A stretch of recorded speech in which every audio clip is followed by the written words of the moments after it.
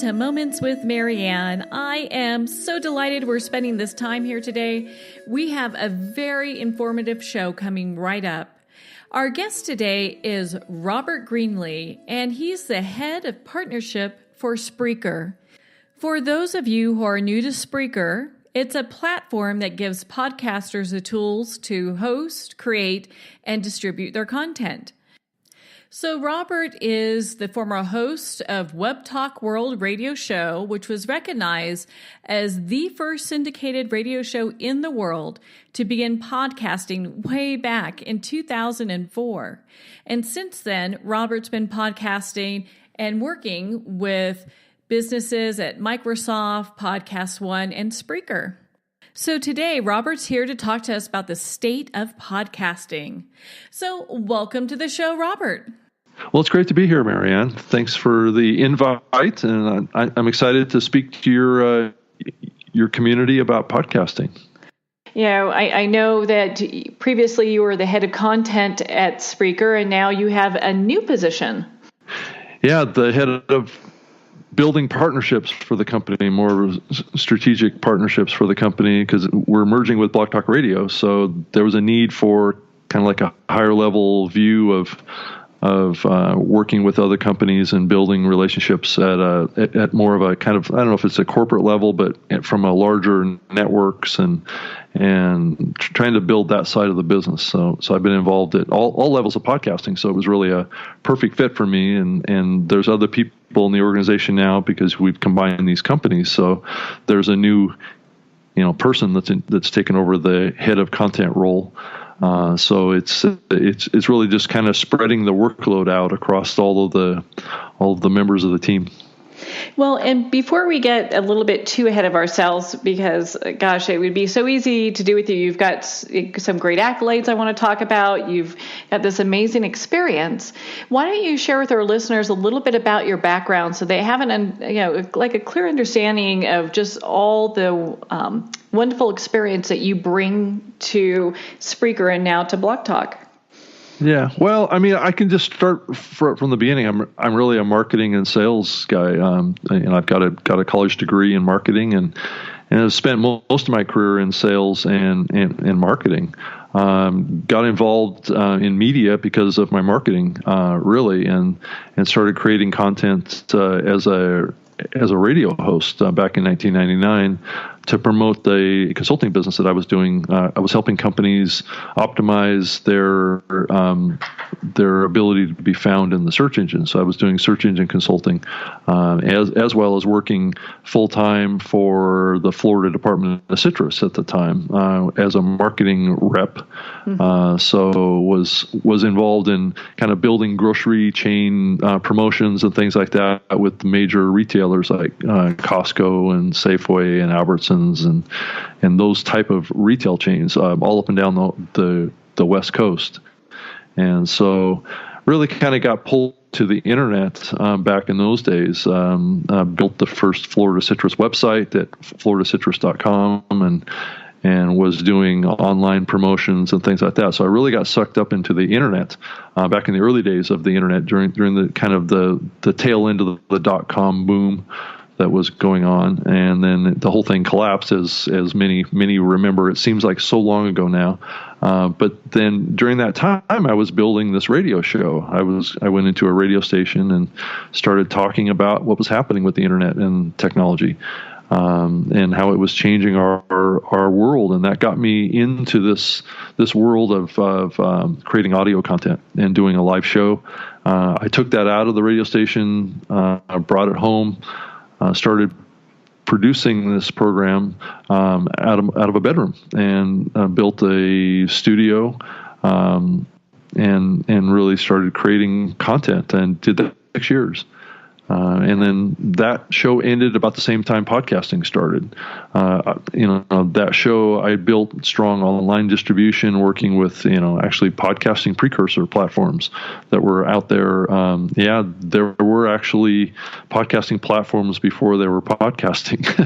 So, most people don't really remember that because a lot of the people who have gotten into podcasting are fairly new to it, but there were technology platforms that were built by companies like Microsoft that basically enabled synchronizing of media files between like Windows XP and Pocket PCs back in those days. So you could listen to audio programs or you could watch a video on a portable device. Ironically, Microsoft shut that down just after podcasting launched and just a little bit before Apple launched podcasting support in iTunes, which happened like 6 months after Microsoft decided to shut that down. So it was kind of an interesting kind of parallel for me back in those days because I was trying to distribute my radio show as a downloadable MP3 file, which is kind of what podcasting has been over the years, though it's changing a little bit now. So and started working on helping other people to podcast. I had built my own server infrastructure, so I was hosting my own show on streaming as well as downloading. Back then, streaming was where I got most of my audience. Mm-hmm. So back in those days, people were on dial-up connections, so they were trickling the bandwidth out to users back in those days instead of now it's like a fire hose that we get huge bandwidth to our mobile devices and into our homes. Back in the early days when I was doing podcasting or doing online radio, there wasn't a lot of bandwidth there, so I had to kind of trickle it out. And then started working with platforms and went to work for Microsoft and worked for a mobile company startup up in Seattle that was involved in making audio programs available on mobile devices. That was pre-iPhone type of devices. They were kind of what I consider to be kind of dumb phones versus smartphones. And then, worked my way through it. And, years later, I'm still doing it after 13 or 14 years. So you've really been a pioneer in that field and just kind of blazing your own trail when it comes to podcasting. And I love the work that you're doing, helping to educate people in regards to, not just how to set up a podcast, but kind of like what we can expect from podcasting in the future as well. Yeah, I mean, it's an evolving medium. It's not growing at a huge rate, but it's at like a hockey stick type of growth rate, but it's definitely steadily growing, and that's what it's done the whole time it's been around. It's just been steadily 3 or 4%, 5% a year growth, and it's starting to turn into something significant after 13 or 14 years. It's definitely built up into something that's having an impact now, and there's more people are creating content and more people are listening. People that listen to podcasts listen to a lot of podcasts. So there's still a lot of people out there. Half of the U.S. population still doesn't listen to podcasts. But when they do, they listen to a lot of them. So that it's just going to take time.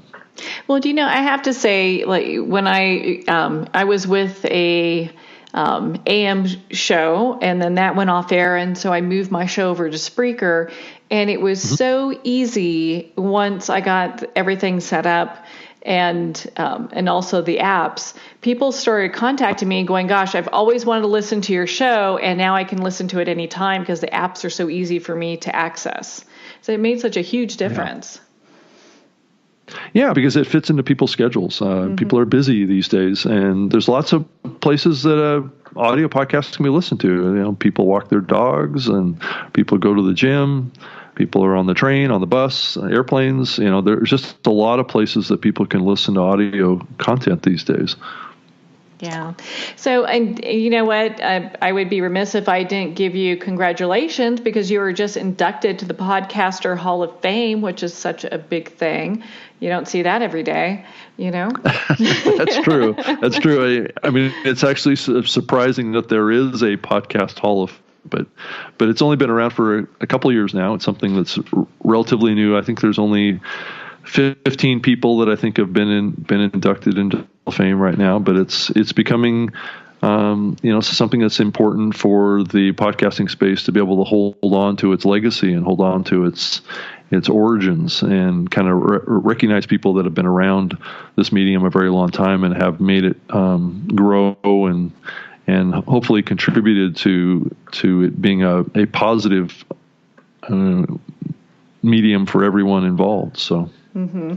Well, it really is an easy way for people to get their message out and really, I mean, for me, I have fun doing what I do. And it sounds like you really enjoy what you're doing as well. And so why don't you talk a little bit about the podcast that you are currently doing? Because I'd love for you to share a little bit of that.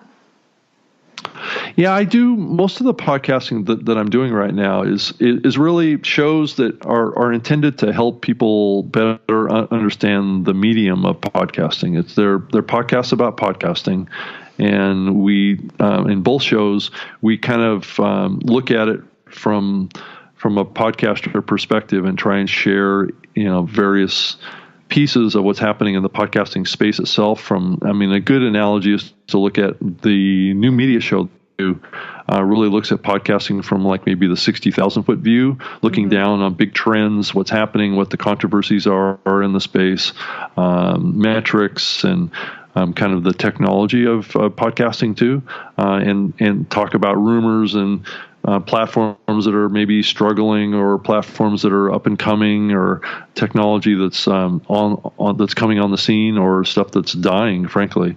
So it kind of covers it from the big perspective. And then the other show I do, the Spreaker Live Show, which is a show that's the official podcast for Spreaker, is really more the nuts and bolts of how to produce a show, how to publish a show, what are the psychological issues that you need to go through as you think about planning to create a podcast or to grow your show as well. So, and how to better use the Spreaker tools to enable you to reach your goals and things like that. So it's kind of two ends of the spectrum. One's more of like a 10,000 foot view, and the other one's like a 60,000 foot view. So we're trying to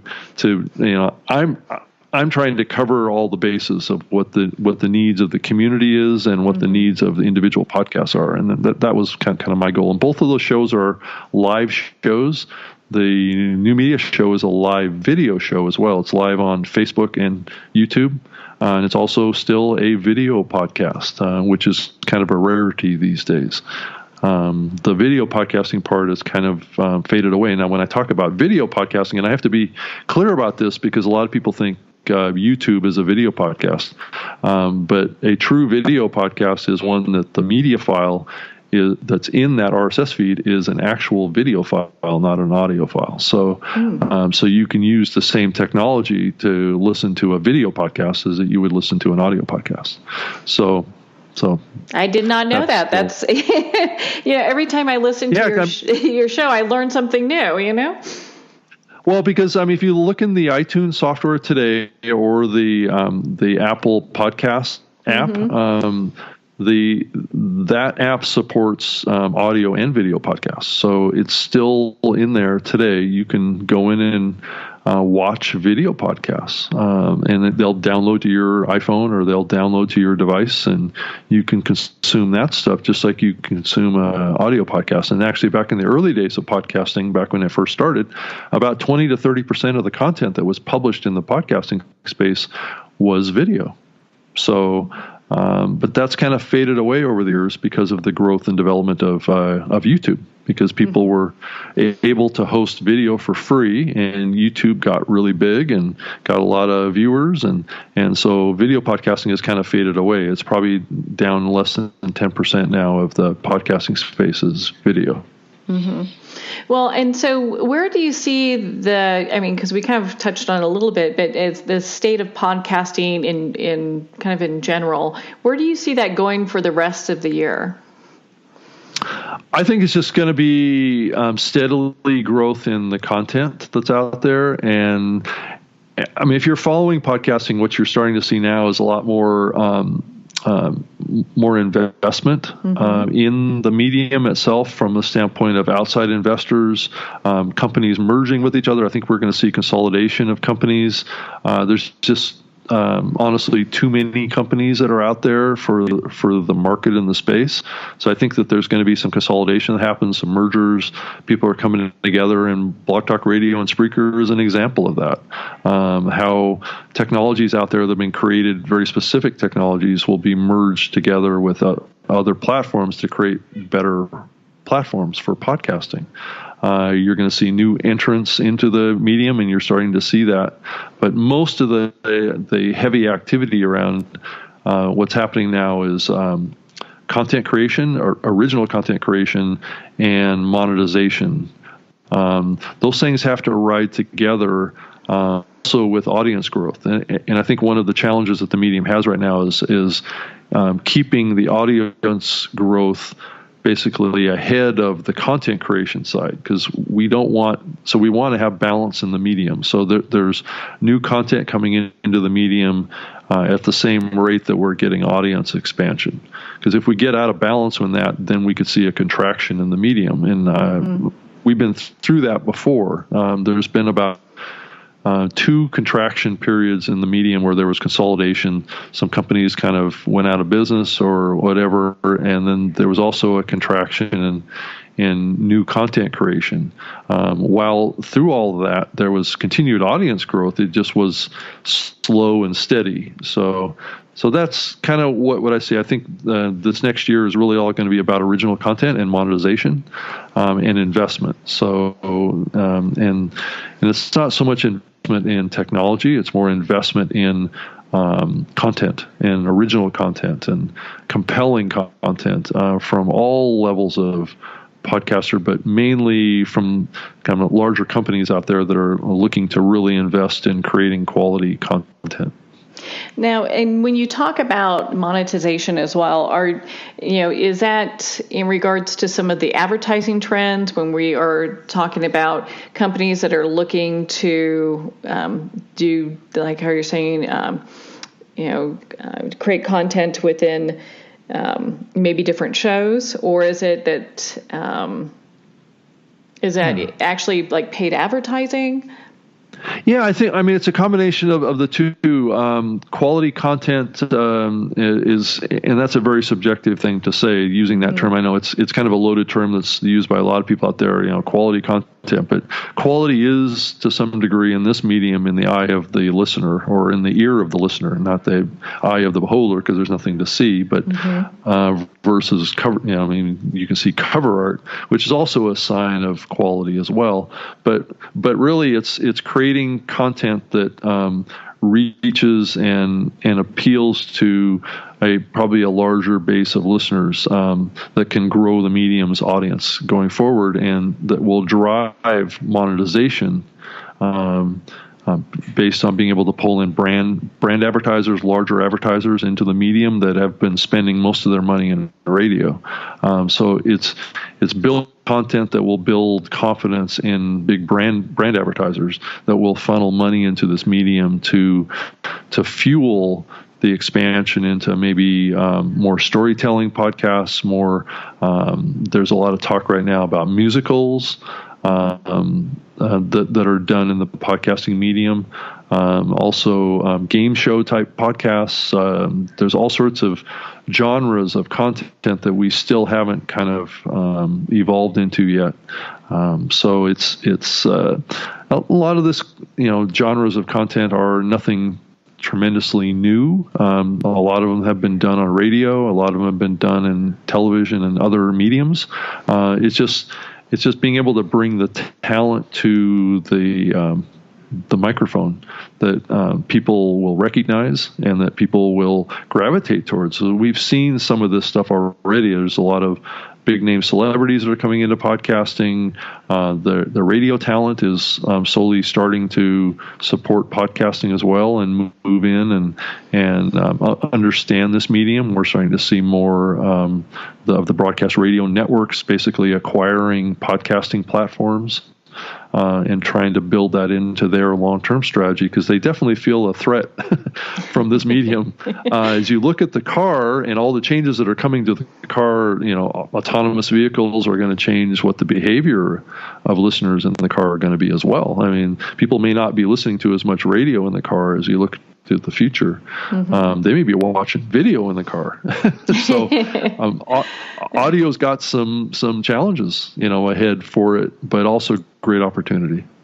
Well, and I'm kind of curious if some of this shift into, being more invested in podcasting has to do with maybe the millennials and, trends that they are using as far as like the devices they're using and how long that they're staying connected on maybe podcasts as opposed to radio. Yeah. Well, I think, I mean, that's a very, very good comment and question, because millennials are becoming very important to broadcast radio right now. There's a lot of focus on them. The concern has been with the millennials and even the Gen X's that they haven't been indexing strongly toward listening to audio and are listening to spoken word audio. They've been spending most of their time in music and YouTube and those kind of places. But the great thing that I keep saying is that millennials and Gen X's, it's just a matter of time, because as they get older, they're going to listen to more audio. That's the typical pattern. The older generation listens to more audio content. That's been the history, and I believe it's continuing to happen too. So a lot of people get freaked out because, these millennials and these Gen X's are not consuming podcast content as much today, because they're focused on music and video. But what I see happening is the trend line is going to be, they're going to listen to more. It's just as they get older, they will spend more time with spoken word audio because their lives are going to get better, and they're not going to have time to watch YouTube all the time. So it's going to be a lot easier for them to listen to audio program in the car, or when they're out jogging or walking their dog, or at the gym or whatever. And they're going to be able to have great experiences with podcasting because of that. Yeah, I can easily see that taking place, because I mean, they're the future listening audience, you know. Yeah, definitely, and they get older, just like all of us get older too every day. Some of us just don't want to admit it, but yes, I get that. Yes, exactly. So, well, and I know that you train on, several different topics, and I thought it'd be interesting today to talk about some simple tools that people can use to kind of start podcasting or even mobile podcasting. Yeah, I mean, really, anybody can do it. I mean, it really gets back to, what are your passions? What do you love to talk about? What do you spend time with? And maybe creating a show about that. Maybe there's a professional ambition that you have, or a new career that you would like to expand on into, that you've been doing a lot of reading about, or you've been kind of interested in. Just jump in there and start creating a show. Honestly, most new shows don't have a lot of listeners at the beginning anyway, so I wouldn't be too scared about getting in and starting to record and doing a program. Each episode that you do, you'll learn something new. Listen to your audience. Go listen to other podcasts, and I think you'll be able to navigate that path basically in a way that will be fairly comfortable to you. Because as you grow your show, the better you're going to get at doing that show, and the audience is going to grow, and it's going to be it's going to flow. It's just going to work.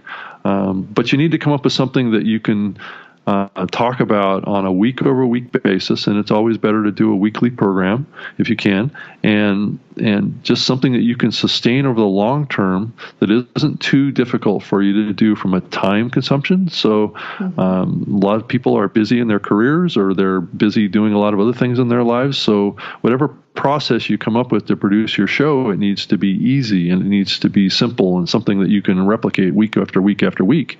And that's really the key to making it work for a lot of people. I mean, unless you're dedicated full time to doing podcasting, which some people, that's an option for some people, depending on what your goals are, what you want to accomplish with it.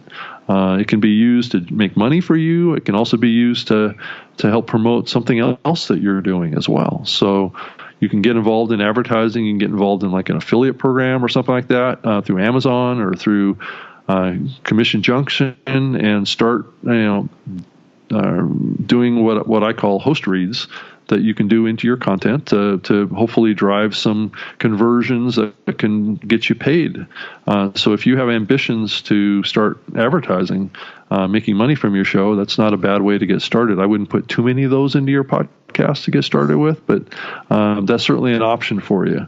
There's lots of directions that you can go in this medium, but the key thing is to just get started. And I know Spreaker is a great place to get started because we have free recording tools for all your devices, your Windows, Mac, PC, iPhone, and Android. So you can start recording right on your phone. You don't even have to get mixers and expensive microphones and all this kind of stuff. You can get started really easy and then kind of grow to it as you build your audience.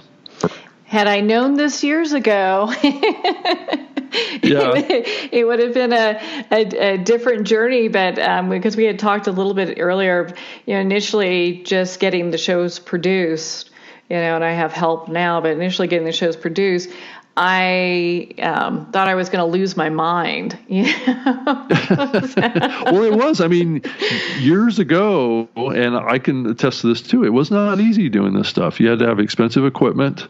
But the technology has evolved now to the point where it's really easy to do this. Now you can basically do it from anywhere. You can even do a live show off of your iPhone. Oh, I love that.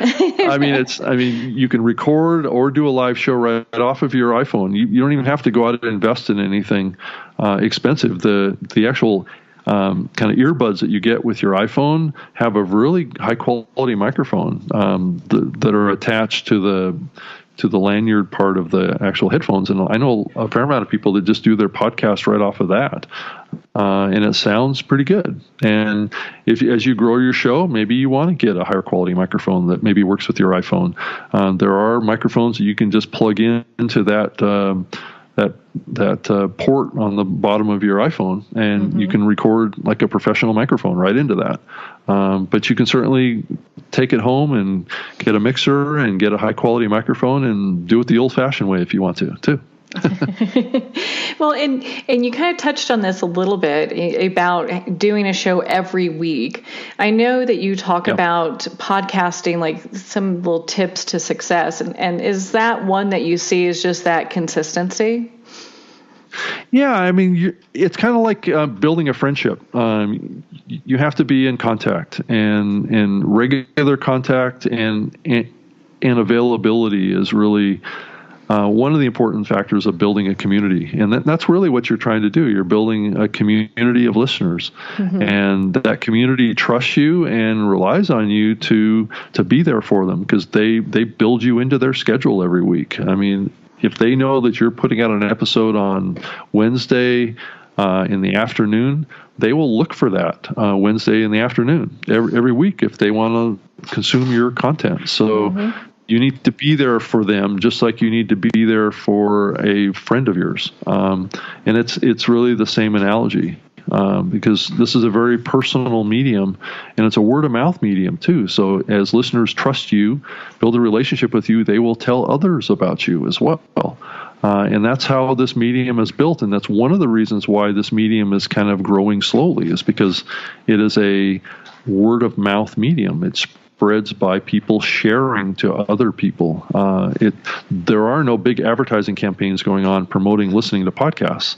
There's no one, I mean, there may be like TV networks or whatever, or other mediums that are mentioning podcasts as, you can get our podcasts over here, like on television or something like that. But there is no other type of promotion around the medium. It's all podcasters sharing what they're doing and those listeners sharing to their friends or their relatives or whatever, saying, I listen to this show and it's great, you should check it out. That's how this medium is growing today, how it's always grown. Now, I know with Spreaker, they've got a lot of just amazing things that they do because they've got the apps, it integrates with a lot of different kind of platforms like YouTube and things like that. Is there anything else that Spreaker has that's in their little toolbox that maybe I just don't know about? Well, I would say that the big thing is the live streaming capability, but yeah, I think I'm trying to think of what people may not know about. I think it really the big thing that a lot of people don't know about too is the free tools that we have to record or live stream that enables you to take a Skype call directly into the software and to also activate intro music and exits and stuff right in the software. So you can produce your show either live or recorded right in our free software. You don't even have to invest in any recording software. And that's not common in this medium. I mean, there are certainly a couple of companies out there that enable you to record audio, but to integrate it into a podcasting solution that offers live and an easy user experience is unusual. And I think a lot of people don't know about that. I mean, large networks like CNN are using the Spreaker Studio for desktop software to do all their remote podcasts today. So the big media companies are using these because of their simplicity and easy to use, and individual podcasters are using it because they can bring in Skype callers, so they can do interviews like what we're doing today, and record it right in the platform that they're publishing to. So because a lot of podcasters have to use third software, software that they have to buy. It's hundreds of dollars. And I think that's really, one of the big values is Spreaker is trying to make it easy for people to create content, but quality content too. See, I did not know that. From an audio quality. Yeah. I mean, from an audio quality too, and it's really important to have a good audio experience for listeners, else people won't listen. Yeah, I had no idea that you can do that, which is, I think, fabulous because it makes it so much easier. Like we can go like back in the day, walk 10 miles in snow, podcasting kind of thing. It's kind of how it feels when I first started. Well, it did. I mean, back in the early days, I spent $20,000 on my studio in my bedroom back in 2001 when I got started doing this in my bedroom. And because that's what you had. I had music software is what I used, because they didn't really have specialized audio podcasting software back in those days. Yeah. So I had multi-tracks. I had these separate microphones coming into different tracks, and it was complicated. And I had to export the audio file, combine it. And anyway, it was just, it was expensive. I mean, $20,000 is a lot to spend to have a radio show. You were definitely dedicated. Yes. And now it's like I don't really have to buy anything. I mean, if I have a computer or a smartphone, I basically have pretty much everything I need to do a podcast now. And you can just take it and go on the run. Now, are you, because I know with your new title and everything, are you looking to do another new show, or are you sticking with the two shows that you have? Two is enough for me, I think. I think trying to take on another one right now, it might be quote unquote impossible. So I think more. I want to spend more time being on other people's shows, like yours, and speaking to people out there that are on that have built other communities to share some information about how to podcast. I think that's the key. It's like I said, it's just a word of mouth medium, and even starting a podcast is a word of mouth sharing thing. Yeah, and so, it kind of makes me think, Rob, so what is, like, when people reach out to you in regards to podcasting questions, what is, like, one of the number one reasons that they kind of, ask your advice? I would say there's a couple of them. Probably the big one is what should I do my podcast about? And then probably the second one after that is how do I promote it? How do I get it out there? And basically both of those are pretty complex questions. And it gets back, and I'll point people back to primarily thinking about what they want and what their goals are is the big thing to think about. There's no one answer to any of those questions.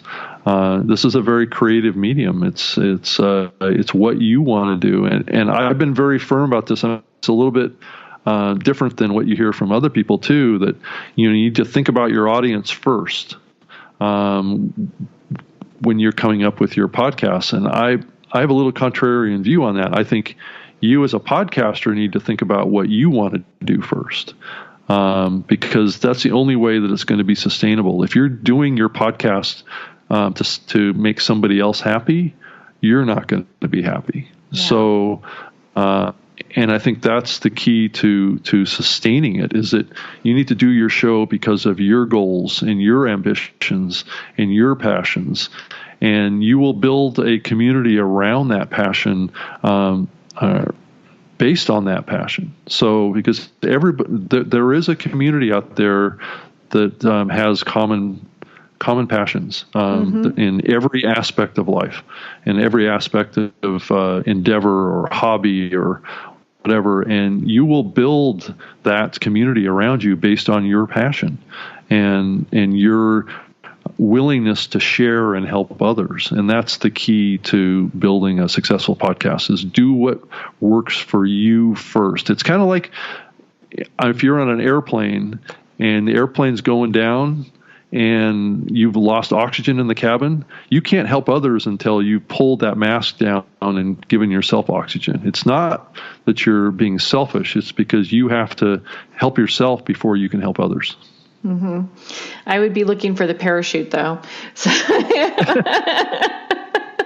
We'll run out the back of the plane as fast as possible. But I have to say, your the shows that you do have helped me tremendously, being able to kind of gain a greater understanding. I agree with you 100%. I mean, you really have to do what it is that you love.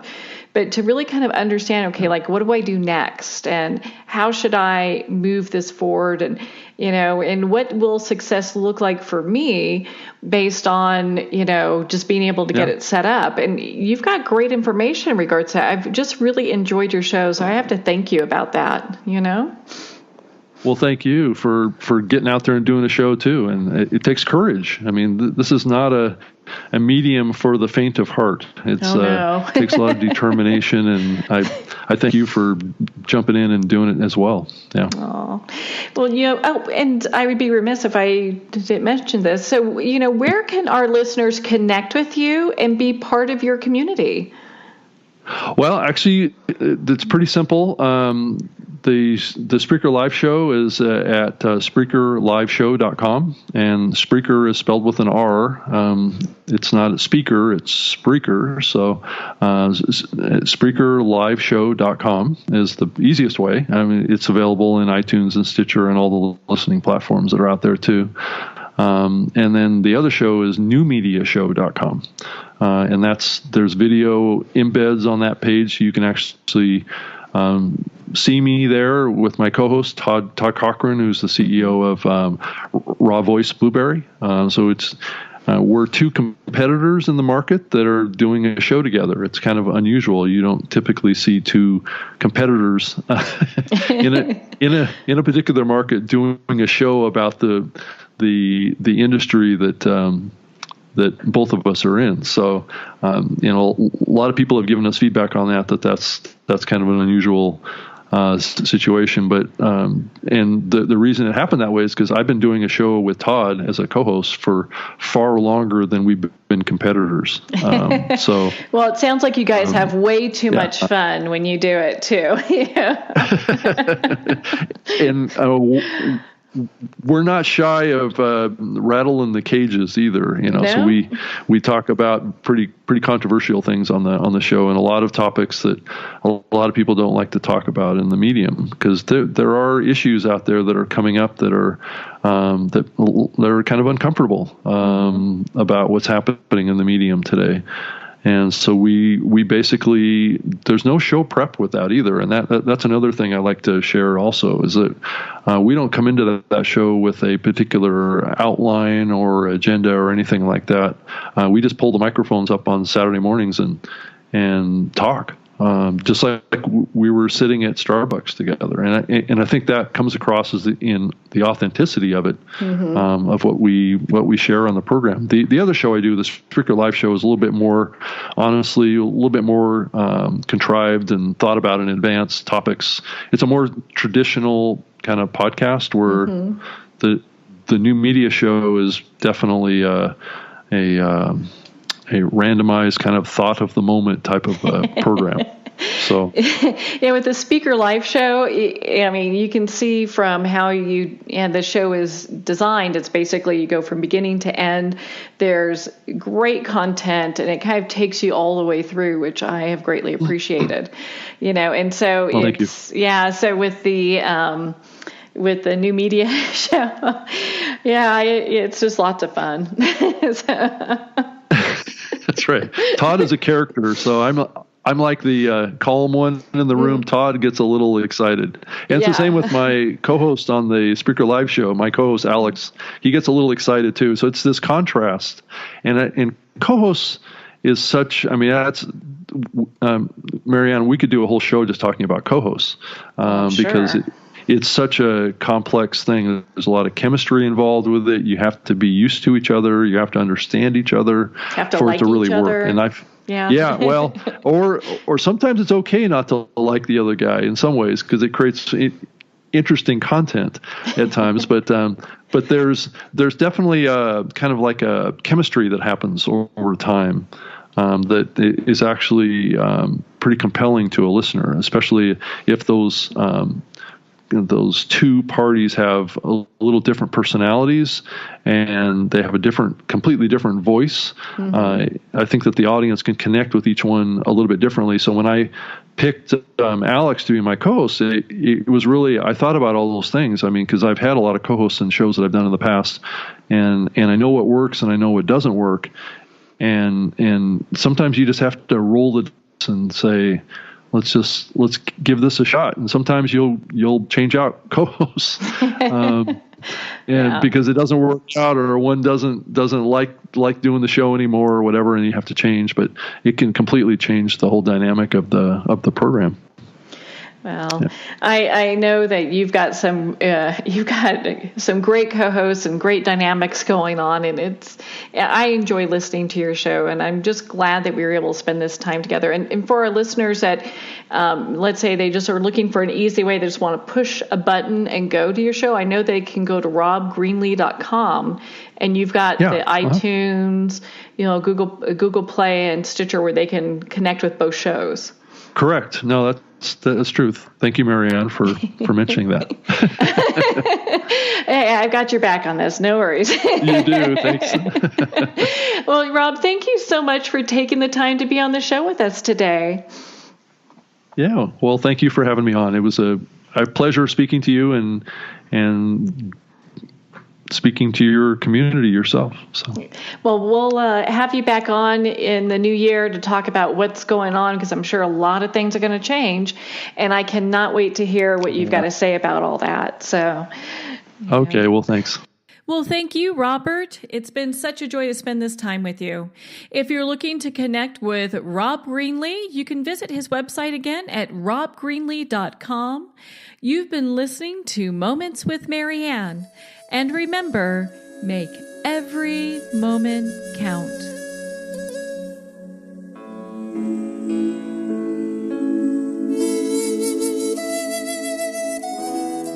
In a single moment, your life can change. Moments with Marianne is a transformative hour that covers an endless array of topics with the best of the best. Her guests are leaders in their fields, ranging from inspirational authors, top industry leaders, and business and spiritual entrepreneurs. Each guest is gifted and a true visionary, a recognized leader in her own work, and while teaching others to develop, refocus, and grow, Marianne will bring the best guest and sometimes a special surprise. Don't miss this. You never know just which moment will change your life forever. Moments with Marianne airs every Thursday, Friday, and Sunday at 8 p.m. Eastern, 6 p.m. Mountain Time. Make sure to tune in and visit momentswithmarianne.com for more information.